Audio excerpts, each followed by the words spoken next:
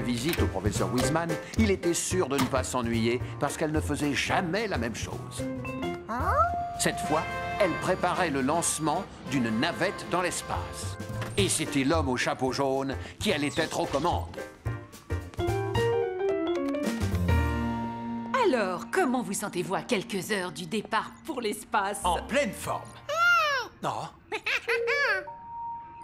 Il n'y a pas de place pour deux dans la navette, mais je t'ai installé une chaise près de moi pour que tu puisses assister au lancement. Voici les professeurs Alvin Einstein et Anthony Pizza. Mais dites-moi, vous ne seriez pas de la famille du célèbre... Non, absolument pas. Moi non plus. Les réserves en nourriture de la Station spatiale internationale sont épuisées. On a trouvé une cacahuète. Elle était sous le coussin de mon siège. L'homme que vous voyez va vous apporter des provisions aujourd'hui. Alors on peut manger la cacahuète maintenant.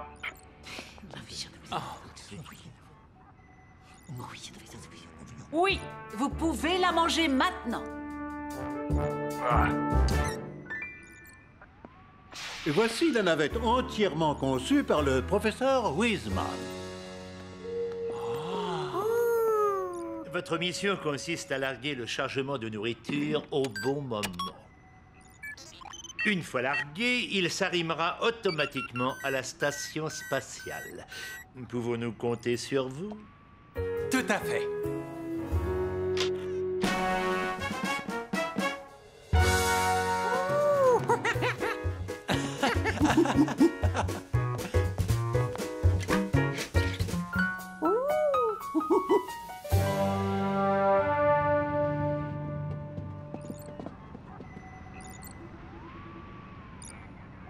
Le professeur Pizza et moi-même chargeons du matériel scientifique que vous livrerez avec les provisions.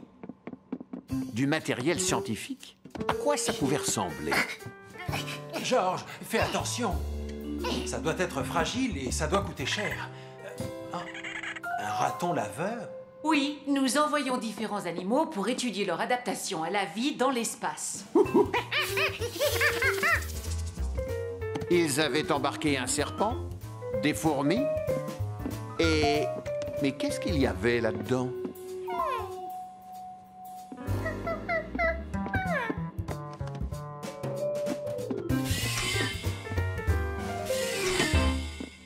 Montrons-lui le plus important. Voilà comment larguer le chargement. Il faut appuyer sur les 2 premières touches de chaque clavier en même temps. Quoi? Sur les 4 claviers en même temps? Oui, au moment précis où la navette passera à côté de la station spatiale.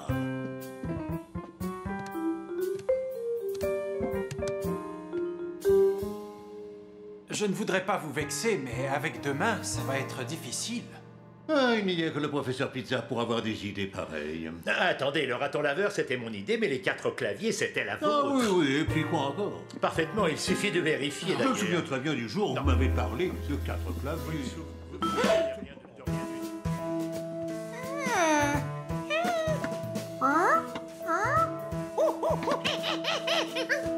Malheureusement, on va être obligé d'annuler la mission. Ou alors, on va devoir trouver un astronaute à 4 mains.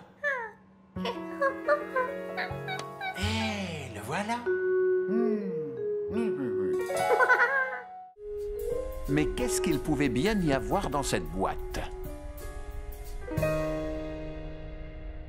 Poussé par la curiosité, il tira un grand coup sur la poignée. Oh! Il n'y avait pas que Georges qui était léger comme une plume. Des jouets. La boîte était pleine de jouets.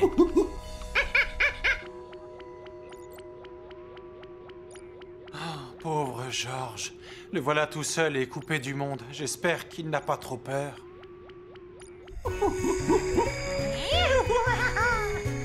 Jamais il n'avait réussi à faire tourner une toupie aussi longtemps. Qu'est-ce qu'il s'amusait bien dans l'espace.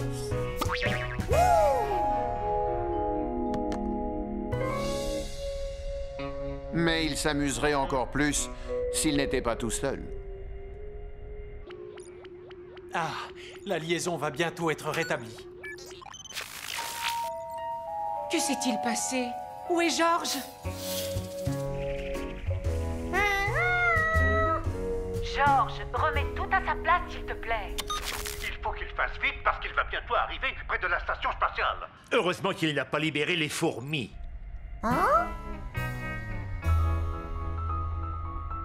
Si jamais elles trouvent la nourriture, alors elles vont tout dévorer.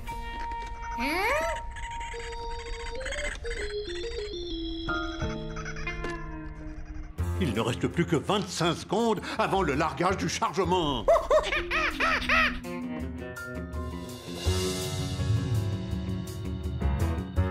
Il ne te reste que 20 secondes pour tout remettre en place.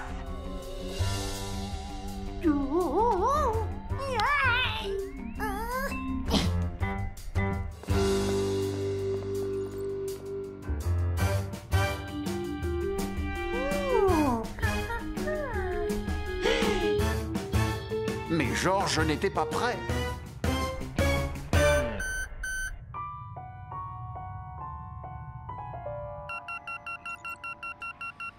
Pourvu qu'il réussisse au prochain passage. Georges, il te reste encore une chance. Ensuite, quoi qu'il arrive, nous devrons te ramener sur Terre. Nous avons de plus en plus faim.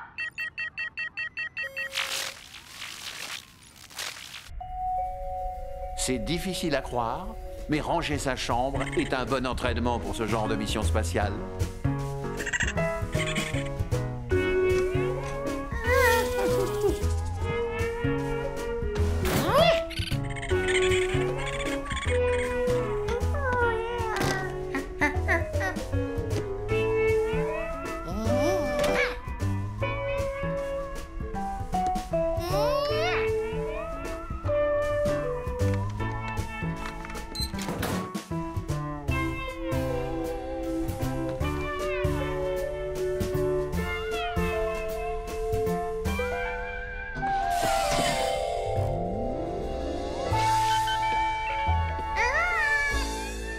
Il a l'air d'être prêt. Georges, es-tu prêt à larguer cette fois? Formidable. Je te dirai à quel moment. Nous n'aurions peut-être pas dû confier cette mission à un singe. Vas-y, appuie sur les touches.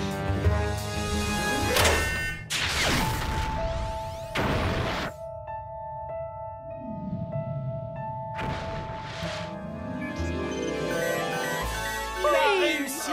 Bien joué, Georges. Merci beaucoup. Pour que nous puissions te ramener sur Terre, tire sur le levier qui allume les réacteurs. Georges, fais ce que je te dis avant qu'il ne soit trop tard.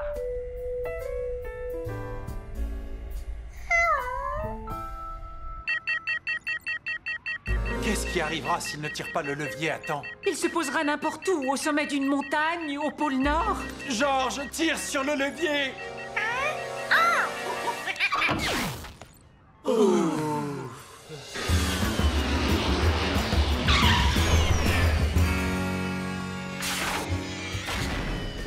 Mission accomplie. Georges venait de prouver qu'on pouvait faire confiance à un petit singe. Il pouvait s'occuper de tout, même des plus petits détails.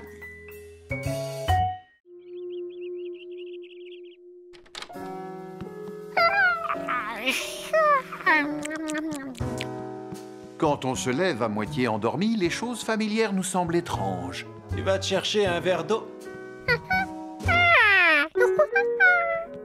Et les choses étranges nous semblent encore plus bizarres.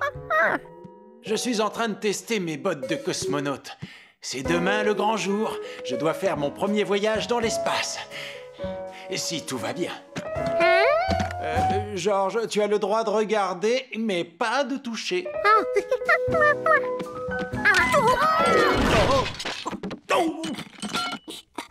On ne sait jamais. Ça peut être utile également d'apprendre à tomber.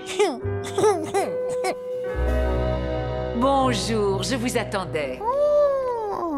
Vous vous souvenez sans doute des professeurs Einstein et Pizza? Alors, vous êtes prêt à devenir le premier citoyen lambda à voyager dans l'espace? Aucun homme au monde n'est mieux préparé que moi pour cette mission spatiale. Demandez à Georges.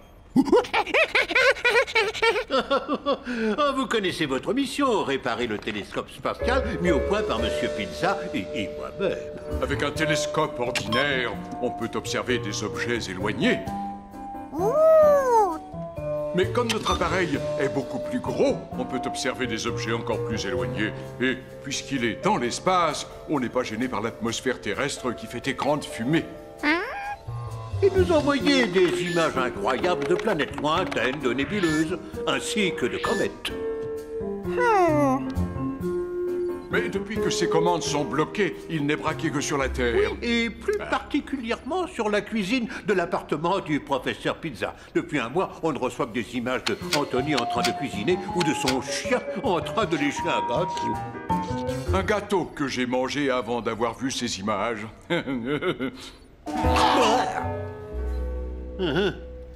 Et pour réparer le télescope, vous devrez remplacer 4 piles de forme cubique. Laisse-moi t'aider, Georges. Vous devrez aussi remplacer 3 gyroscopes de forme cylindrique. Les gyroscopes permettent d'orienter le télescope. C'est difficile à comprendre. Je vous l'expliquerai une autre fois. Tu as entendu? C'est trop compliqué pour un singe. Non, c'est à vous que je parlais. Oh, d'accord. Vous ouvrirez le compartiment qui contient les pièces défectueuses à l'aide de cet outil. Quand la manette est à gauche, l'outil est en mode dévissage.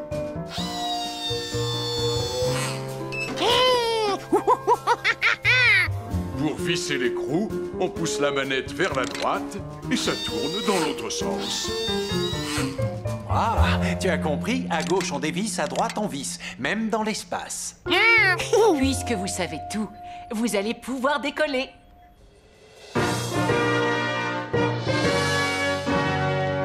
Pour ma sortie dans l'espace, je n'aurai qu'à ouvrir la porte et la refermer derrière moi comme sur Terre? Non, vous n'aurez rien à faire. Cette porte a été conçue pour se refermer et se verrouiller automatiquement après votre sortie.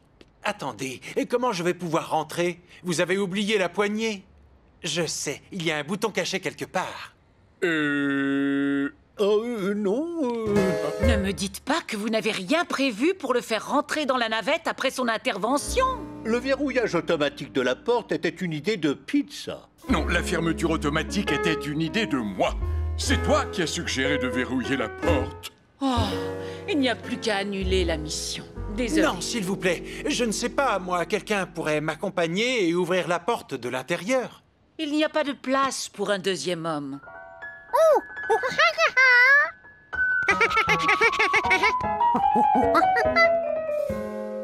Eh oui.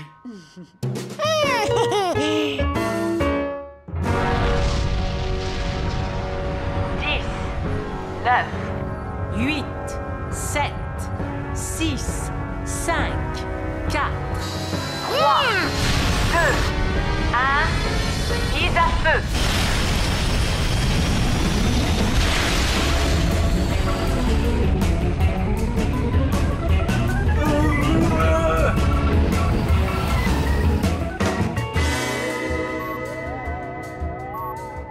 Georges, est-ce que tu réalises? On est dans l'espace.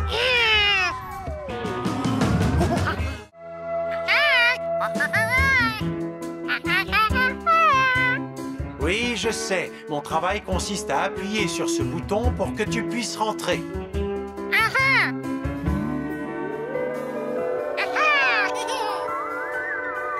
Je compte sur toi pour devenir le champion des astrosinges.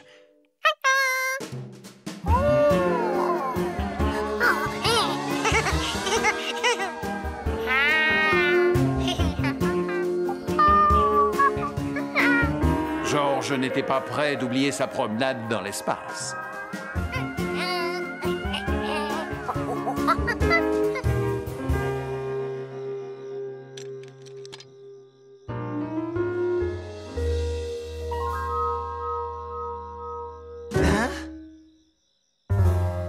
Waouh! Ce petit citadin n'arrête pas de voyager.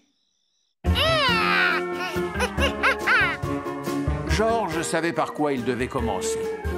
Dévisser l'écrou en se servant de cet outil.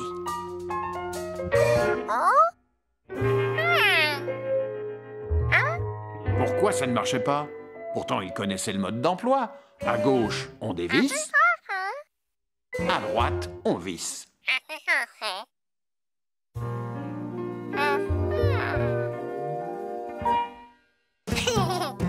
Il n'était pas le premier à confondre dévisser et visser, mais le premier à se tromper dans l'espace.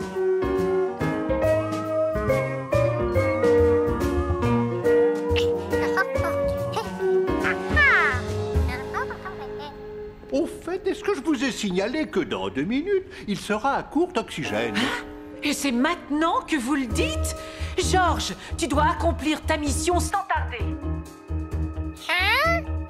Je veux dire, termine et retourne dans la navette le plus vite possible.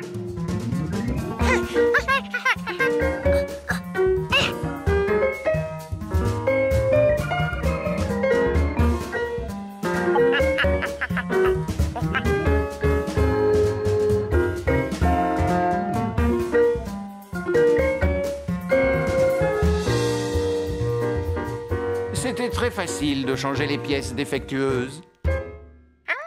Enfin, pas tant que ça.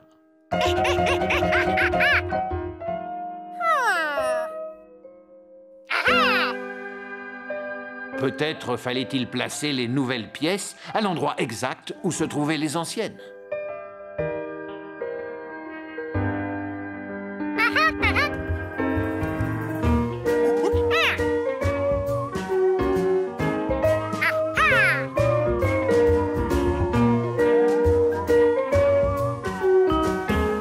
Oh non! Le dernier trou avait une forme très différente.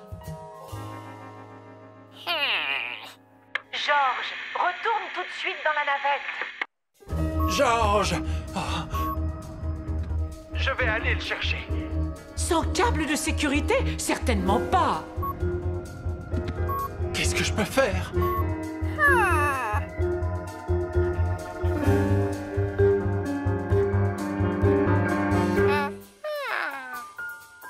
Finalement, il n'avait pas une forme différente du tout.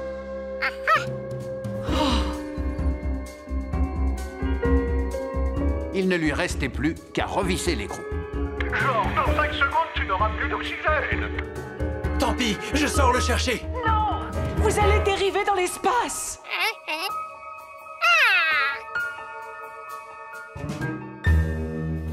Ah!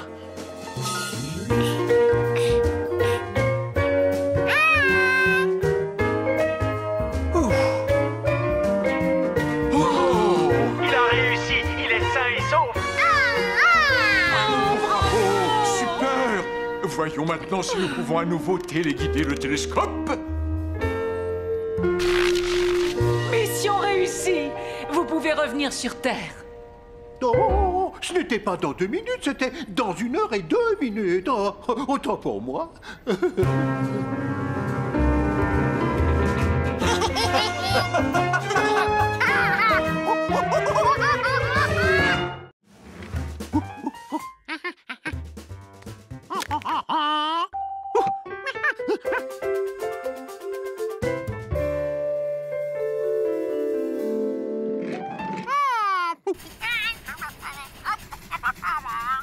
Pardon?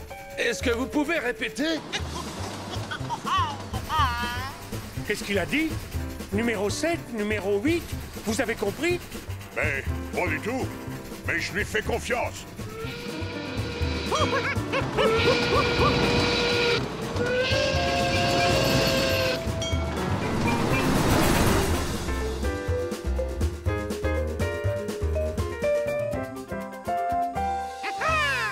Tout est rentré dans l'ordre. Félicitations, chef.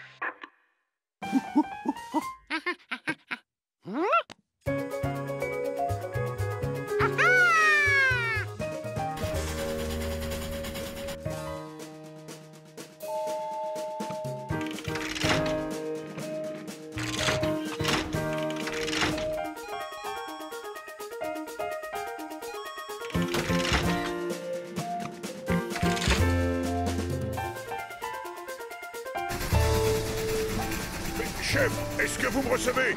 Chef, c'est à nouveau la pagaille.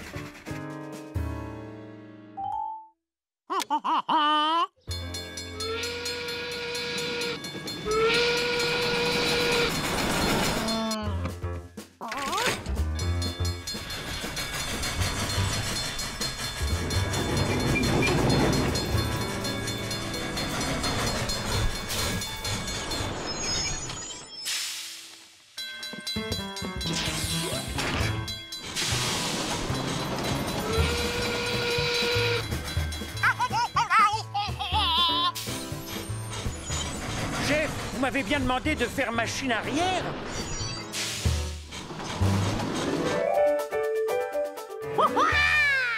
C'était encore plus facile que les trains électriques, surtout pour un petit malin comme George.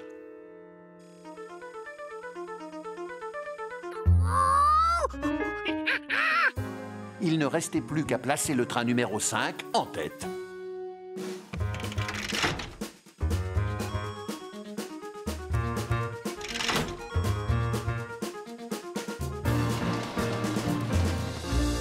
Bravo, George! Beau travail! Le train numéro 5 roulait en première position, suivi par les 8, 7, 9 et 6.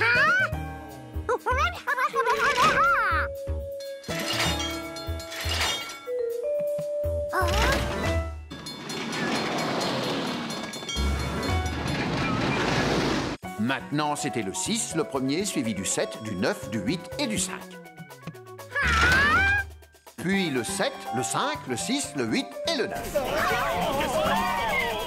6, 9, 7, 5, 8. 5, 6, 8, 9, 7. 7, 5, 6, 8, 9. 5, 6, 8, 9, 7, 8, 7, 9, 5, 6, 5, 6, 5, 7, 6, 8. Et puis le 356. C'est moi qui déraille? Ou c'est un singe qui vient de crier? George n'avait plus du tout envie de jouer. Quoi faire? Appeler le chef de gare? Il était trop occupé à comparer son sandwich avec celui de son frère. Mais pourquoi l'alarme ne s'était pas déclenchée? Qu'on le coupe en longueur ou en diagonale, ça ne change pas la taille du sandwich.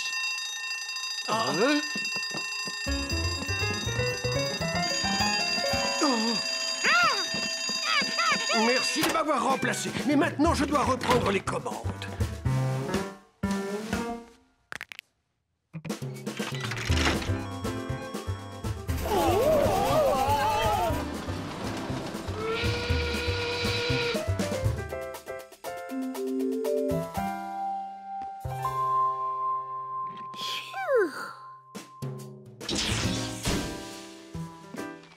Quel voyage! Vous ne pouvez pas imaginer. On a été secoués dans tous les sens.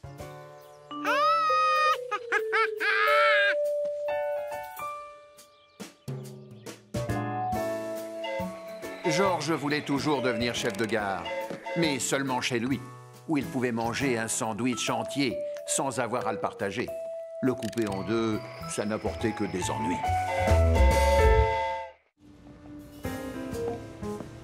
George n'avait jamais vu l'homme au chapeau jaune dans un état pareil. Lui, si calme d'habitude, si tranquille avec son chapeau sur la tête.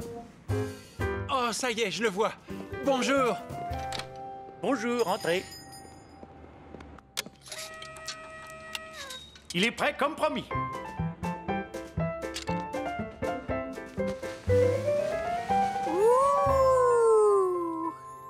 Ah, ça valait vraiment la peine de s'en passer pendant 3 longues journées. Oh non, j'aime autant le tenir moi-même, George. Vous ne le portez pas tout de suite? Oh non, je veux le garder impeccable pour ce soir. Nous devons aller au planétarium pour l'inauguration du dôme.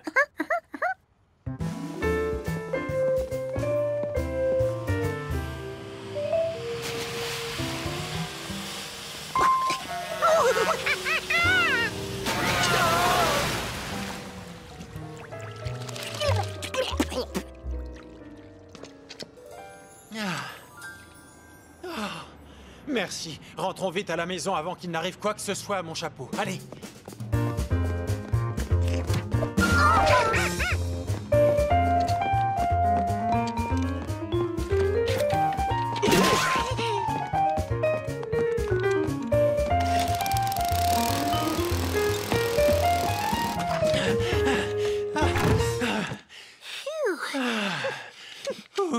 Sauvé. On a réussi. Quelle heure est-il? Bon, dès que je reviens à la maison, nous allons au planétarium. Alors, va au bain. Il y aura plein de photographes ce soir. Je veux que tu sois beau pour l'occasion. George allait prendre son bain, puisqu'il le fallait.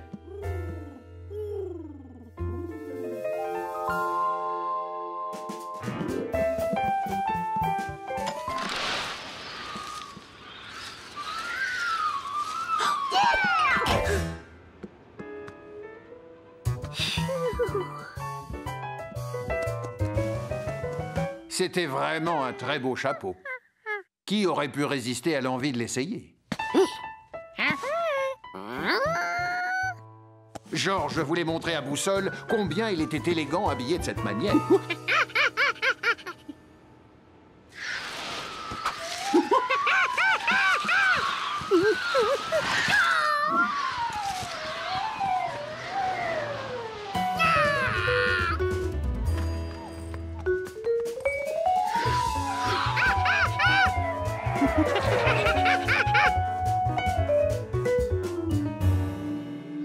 George avait bien vu le chapeau s'envoler par là. Où était-il passé?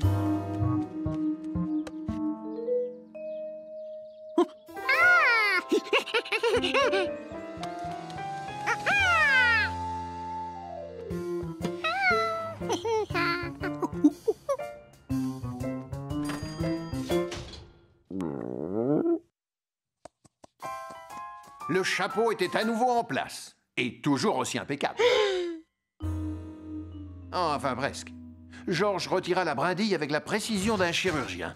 Voilà, opération terminée. Oh non, pas tout à fait terminée. Il restait un fil qui dépassait. Le problème allait vite être réglé. Peut-être fallait-il tirer plus fort. Ou peut-être qu'il suffisait de le couper.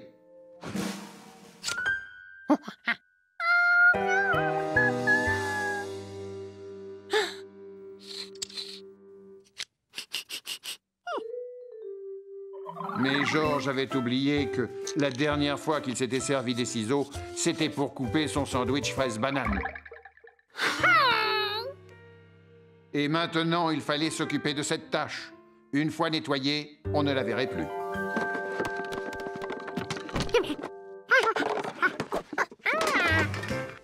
Ah, la brosse magique qui réussit à faire briller le grill même quand il est très sale.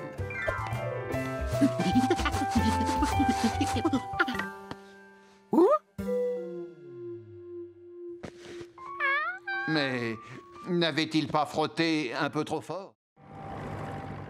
L'immeuble où habitait George était très bien entretenu.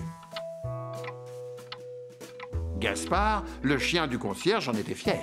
Le nettoyeur de moquette est arrivé. Il y avait des gens qui entraient.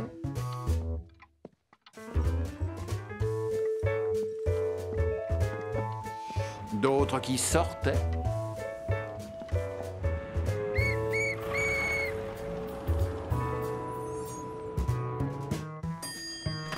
Ceux qui montaient par l'ascenseur. Et ceux qui descendaient par l'escalier.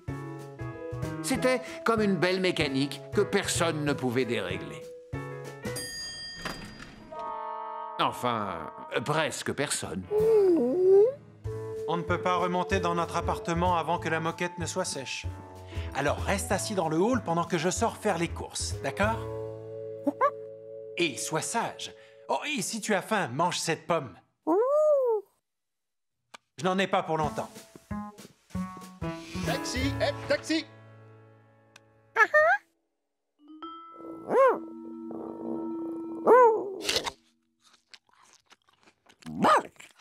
Gaspard n'aimait pas, mais alors pas du tout, qu'on fasse des saletés dans son hall d'entrée.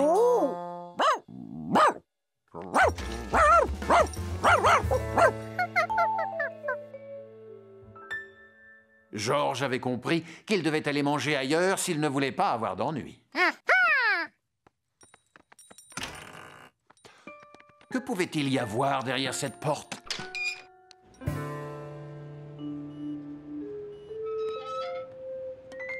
Il n'avait pas le droit de l'ouvrir. C'était une sortie de secours.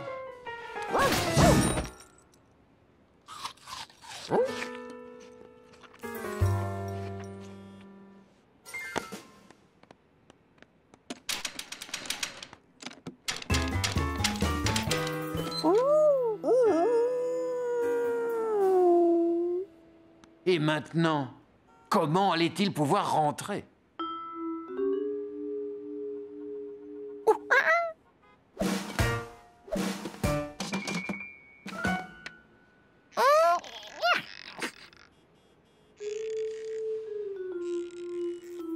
Apparemment, la fenêtre était coincée. Il valait mieux essayer de rentrer dans les meubles par un autre chemin.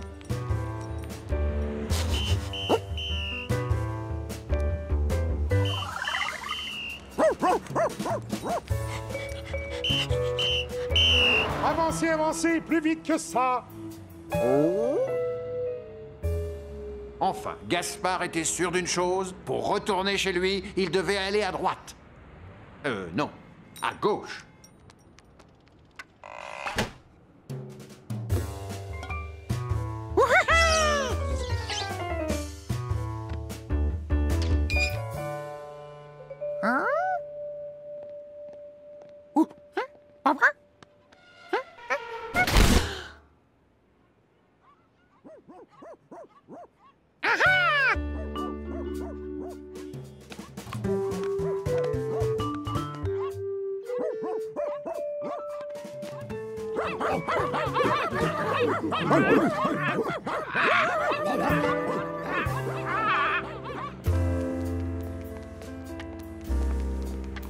Le teckel ne se sentait pas rassuré.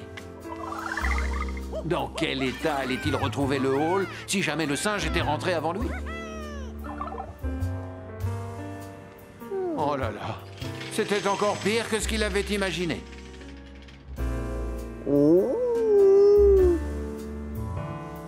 Mais pourquoi Gaspard ne reconnaissait-il pas sa rue? Ça voulait dire qu'il s'était perdu, alors.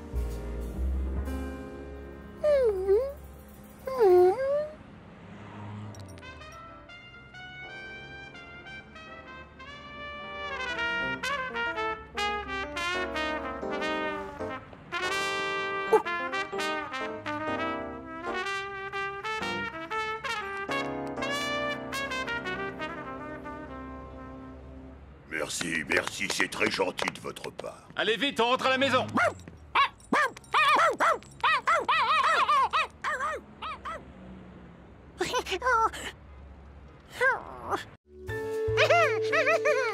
Ah, la ferme de Monsieur et Madame Renkins. La rivière les avait ramenés au point de départ. Ils étaient sauvés. Oui, mais comment s'arrêter? En s'agrippant à la branche.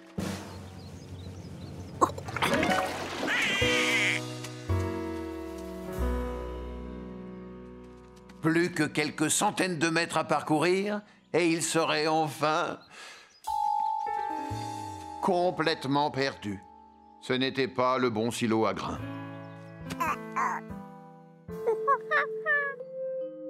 Ils étaient encore plus perdus que les poussins.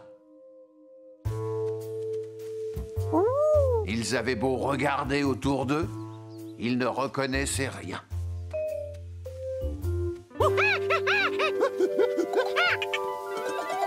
Sauf le rocher en forme de canard. Enfin un point de repère.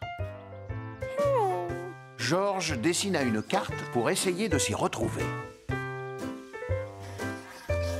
Ils étaient passés à côté du rocher en forme de canard. Et juste avant, près des arbres en croix. Et du bateau. Et ils étaient partis du silo de la ferme des Renkins. Et c'est justement derrière le silo que le soleil se couche. Enfin, ils se sentaient moins perdus. Vite, au rocher! Mais de près, il ne ressemblait plus vraiment à un canard.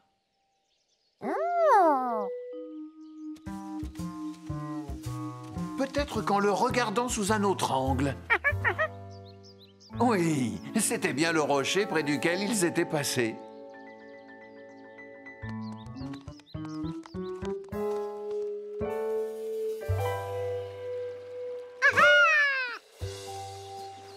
Charbon-Croix.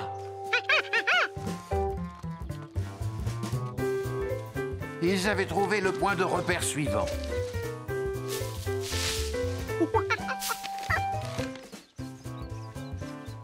Et voilà le bateau, le 3e point de repère.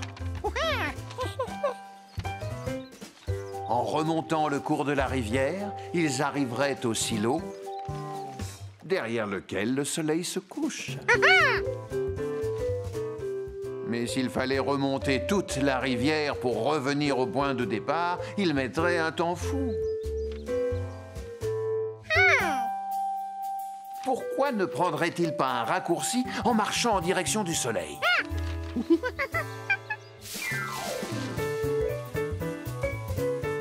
Bon, d'accord, il n'avait peut-être pas choisi le chemin le plus facile. Surtout qu'ils ne voyaient pas du tout où ils allaient. Comment marcher en direction du soleil quand il est caché par les herbes? Heureusement que George était malin.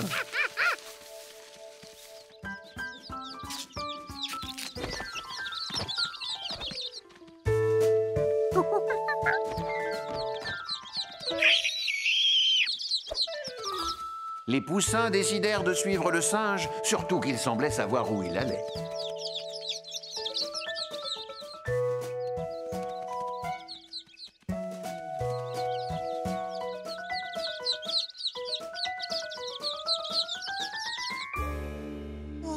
On les retrouvera jamais avant qu'il ne fasse nuit. George! Je t'avais pourtant demandé de rester près de la rivière. Oh, tu les as retrouvés. Je ne sais pas comment te remercier.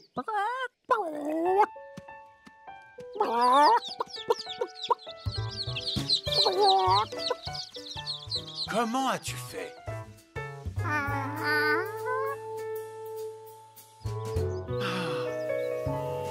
Après une journée où on s'est perdu en pleine campagne, il n'y a rien de plus reposant que de revenir en ville. Tu as vu un radeau sur la rivière? C'est Billy qui l'a construit. On a prévu de faire une belle promenade au fil de l'eau dimanche prochain. Ça va être chouette, non?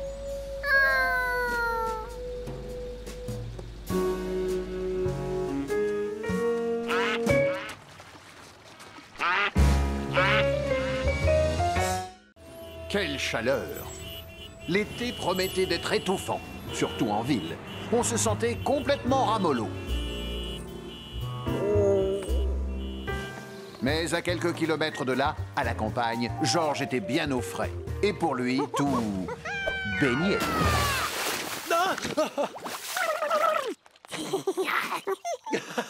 Tu oses appeler ça une bombe? Attention devant, ça va éclabousser! C'est chouette, la campagne. On y découvre un tas de choses qu'on ne voit jamais en ville. On peut écouter les grenouilles qui coassent, sentir le souffle des ailes de l'oiseau-mouche quand il vole autour des fleurs. Et le soir, le ciel étoilé est un vrai spectacle. Qu'est-ce que tu fais, George? T'admires les étoiles? Personne ne sait exactement combien il y en a. Même pas les scientifiques. C'est vrai? Personne? Peut-être qu'il était temps que quelqu'un se penche sur la question.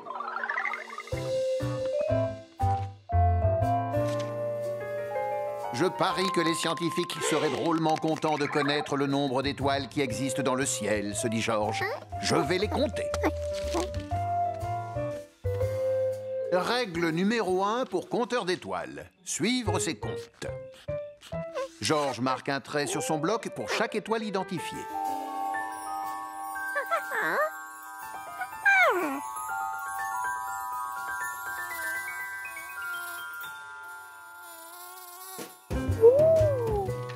Règle numéro 2, apprendre à faire la différence entre les étoiles et les lucioles. Et ne pas se laisser déconcentrer.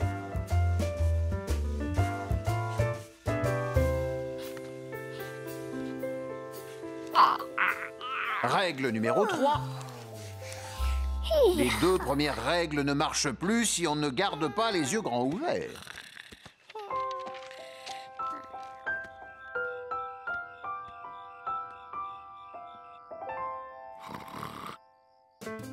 Mais lorsqu'il faut s'y remettre le soir suivant,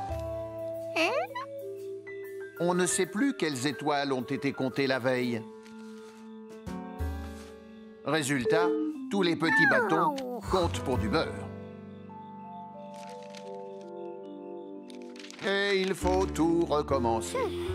Il reste une seule solution. Essayez de vite les compter avant de s'endormir. Comme ça. 1, 2, 3, 4, 5. 1, 2, 3, 4, 5. 1, 2, 3, 4, 5. 1, 2, 3, 4, 5. 1, 2... Difficile de résister au sommeil.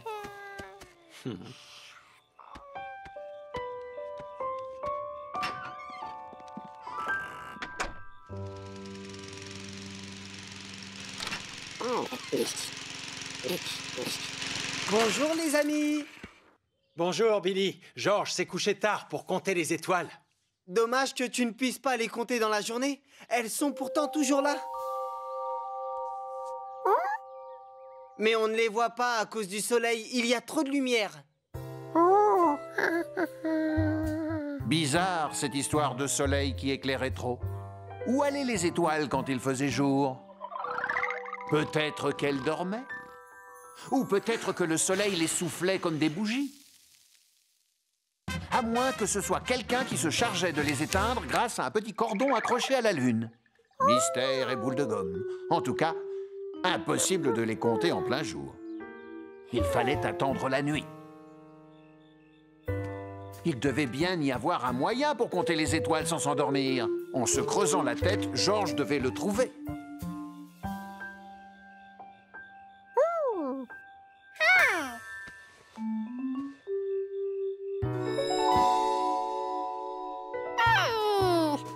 C'est en saisissant sa casquette que l'idée géniale de les compter lui est apparue. Il suffisait de créer une figure et de compter les étoiles qui étaient tout autour. Et voilà l'astuce.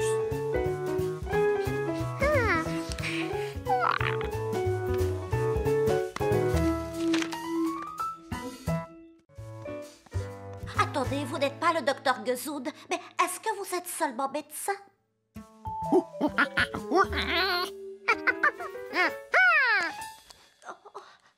j'attends depuis si longtemps, alors peu importe qui vous êtes. Je n'arrête pas d'éternuer. Je renifle, ça prend, et puis ça s'arrête, et puis ça revient.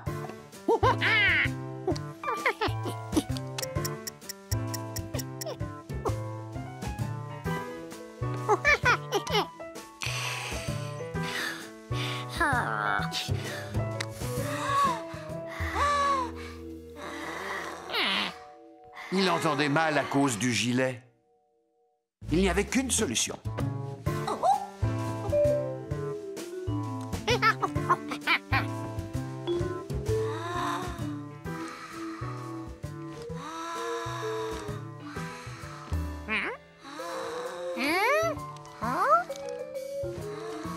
Je dois continuer à respirer ou est-ce que vous préférez que j'enlève mon gilet?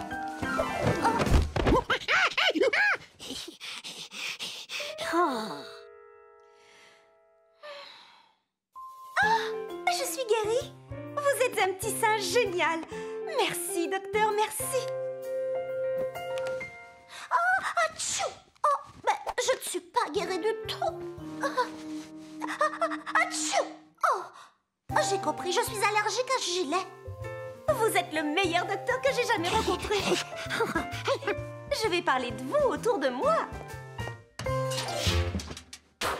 Et voilà, George venait de soigner son premier patient, quand tout à coup, il entendit encore ce drôle de bruit.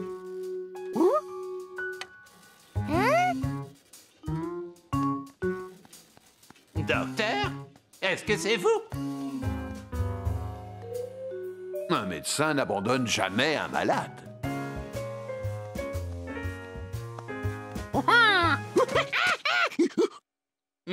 Mais tu es un singe. Ah, mais c'est mon bras qu'il faut soigner, pas ma gorge, enfin. Non, je vais attendre le docteur Gesund. Toi, tu n'es qu'un singe. Ah, tu l'as entendu aussi, toi, ce bruit mystérieux. Qu'est-ce que ça peut être? Chut.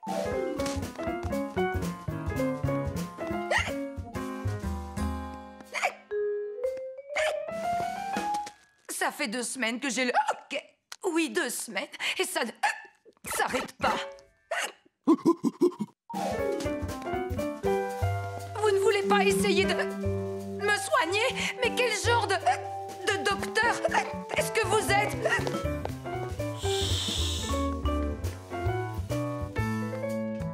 Tenez, le voilà. C'est lui, tout à l'heure, qui a voulu que je fasse... Ce petit singe est un docteur de génie. Il a découvert que j'étais allergique. Oh. Georges, qui est-ce qui t'a permis de jouer au docteur? Chut.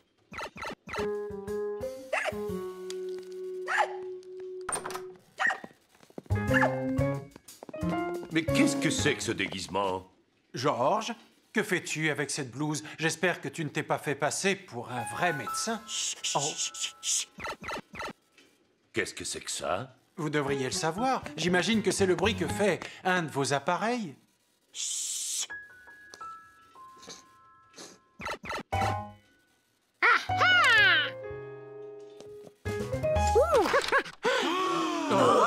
Docteur Gesund. Oh, oh.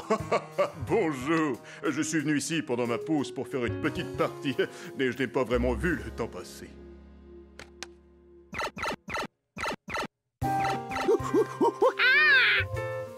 Georges était content d'avoir trouvé d'où venait ce bruit mystérieux.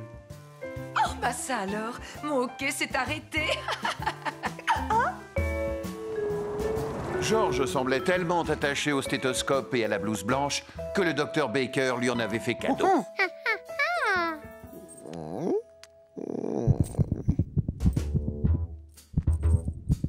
Gaspard aimait beaucoup rester dans le calme. Mais si Georges s'amusait à devenir médecin, il pouvait dire adieu à sa tranquillité.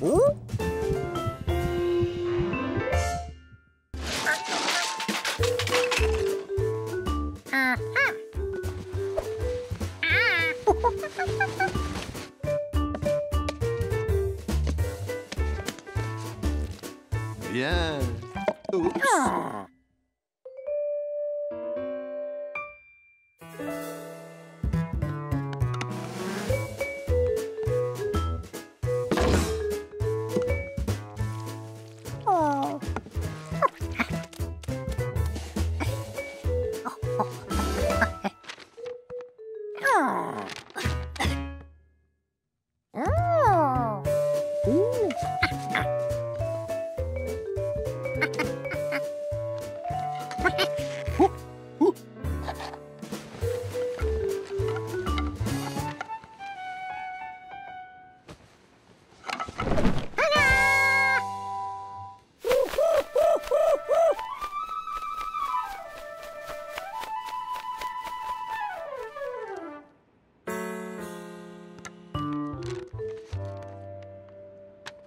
C'était loin d'être parfait.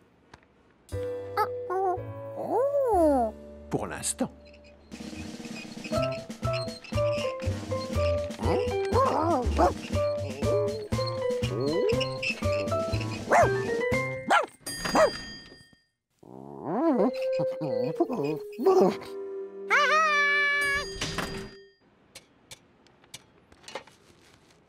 L'œuvre de Georges avait tout d'un arbre.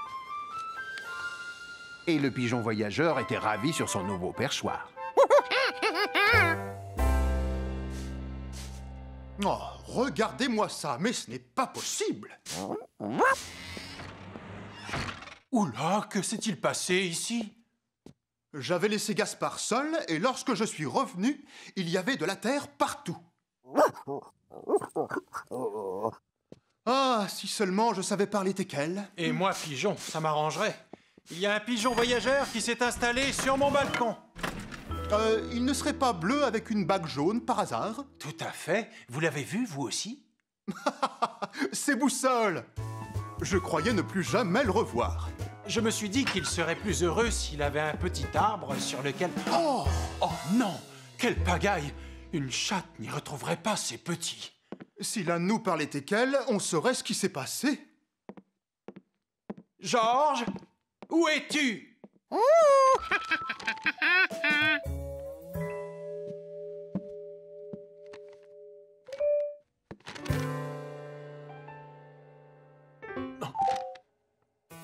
Qu'est-ce que c'est? Un arbre? Georges ne s'était jamais senti aussi fier. Maintenant que l'oiseau avait le perchoir de ses rêves, il pouvait rester ici.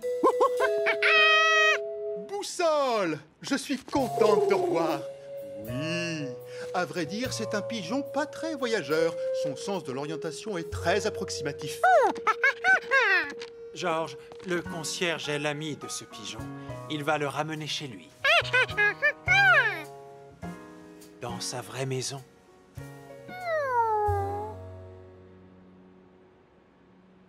Regardez qui est de retour.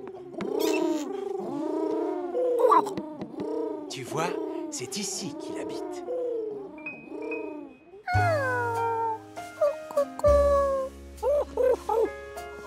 Un yak? Non. Avec cette plante, tu dessineras mieux les oiseaux qui viendront s'y poser. C'est très joli ce que tu as fait, mais à mon avis, ils vont préférer les vraies branches.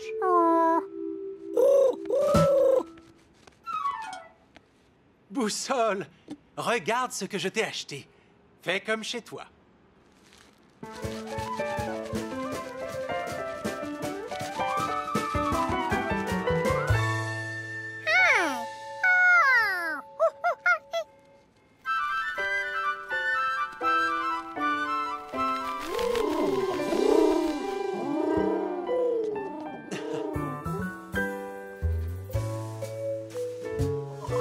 Tout heureux de retrouver son perchoir, Boussole ne savait toujours pas à quelle espèce d'animal il avait affaire. Mais une chose était sûre, Georges s'y connaissait en perchoir. Gaspard en avait ramassé des balles de tennis dans sa vie de chien. Mais c'était les premières qui avaient un arrière-goût d'encre. Oh là là, c'était le collectionneur du 217 qui n'allait pas être content.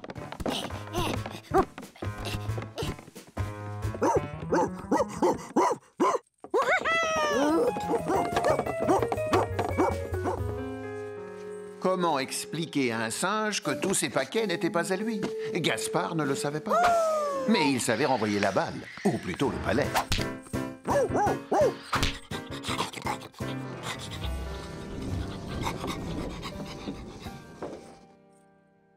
Et Georges qui n'arrêtait pas de déballer tous les objets. Il fallait faire quelque chose.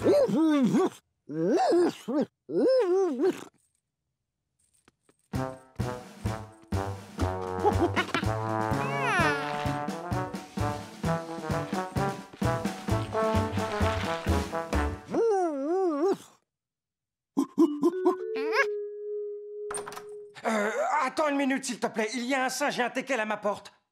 Quoi? Ces livreurs ne font attention à rien. Si jamais les autres paquets sont dans le même état, j'irai me plaindre à leur patron. Georges comprit que les paquets appartenaient à ce monsieur et que le livreur les lui avait donnés tous bien emballés.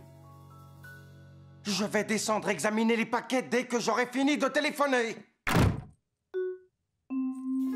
Ils avaient intérêt à tout ranger, et vite. Il suffisait de remettre les balles, les boules et les ballons dans leur boîte. Ce n'était pas compliqué.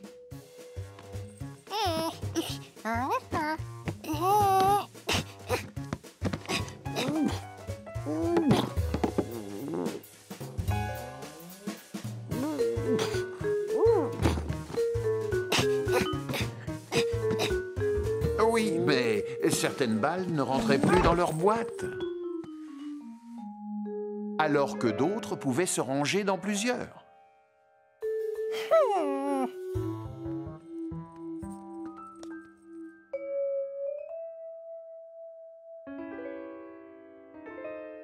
En fait, il y avait une boîte pour chaque type de balle en fonction de sa taille. Quand on avait compris le truc, c'était plus facile, et surtout pour un singe.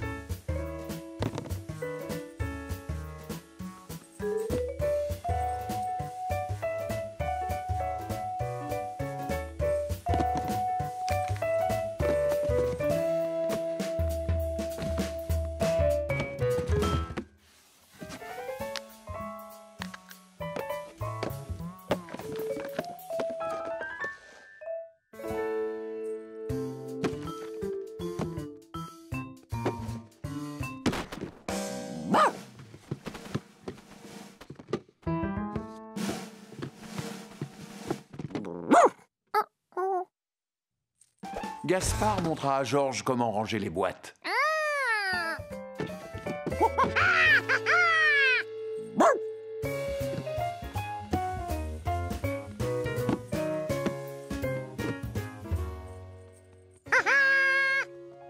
Et voilà! Ils avaient réussi à tout remballer.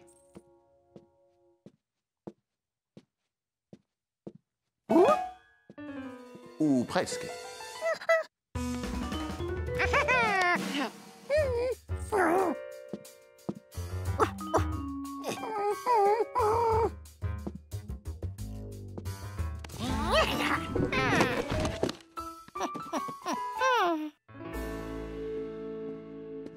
Ah, ceux-là n'ont pas été ouverts? Même la boule de bowling dédicacée par le triple champion du monde. C'est moi. Vous avez reçu votre commande? Comme vous le voyez, le singe et votre teckel se sont occupés de tout. J'en étais sûr. Merci beaucoup, Gaspard. Merci à toi, Georges. C'est bon de savoir que tu peux aider mon chien à surveiller le hall pendant mon absence. Au fait, c'est bien demain matin que les bonbonnes d'eau doivent être livrées. Et comme je ne serai pas là, Georges, est-ce que tu veux bien donner un nouveau coup de main à Gaspard?